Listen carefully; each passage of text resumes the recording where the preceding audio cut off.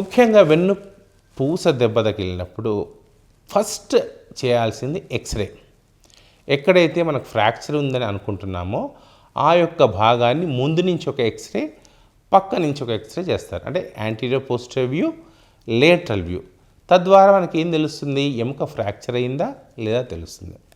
తర్వాత ఇంకా క్లారిటీగా ఫ్రాక్చర్ సైజు కనిపించాలంటే సిటీ స్కాన్ చేస్తారు.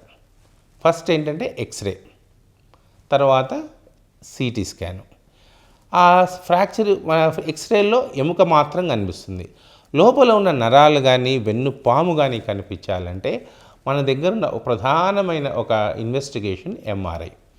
ఎంఆర్ఐ చేయడం ద్వారా లోపల ఉన్న నరాలు,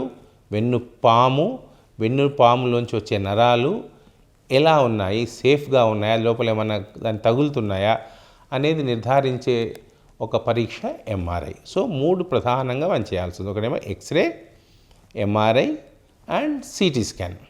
దాని ద్వారా మనకి ఏం తెలుస్తుంది, ఆ ఫ్రాక్చర్ ఎక్కడ ఉంది, ఎంత పెద్దగా ఉంది, అది యొక్క స్టేబుల్ ఫ్రాక్చరా, అన్స్టేబుల్ ఫ్రాక్చరా, దానికి ఆపరేషన్ అవసరమా, ఆపరేషన్ అవసరం లేదా అనేది ఈ యొక్క 3 ప్రధానమైన ఇన్వెస్టిగేషన్ ద్వారా మనకు నిర్ధారణ చేసుకోవచ్చు.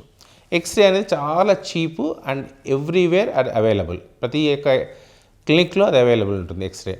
అలాగే సిటీ స్కాన్ అనేది కాస్త ఖరీదుతో కూరుకున్న ఇన్వెస్టిగేషన్.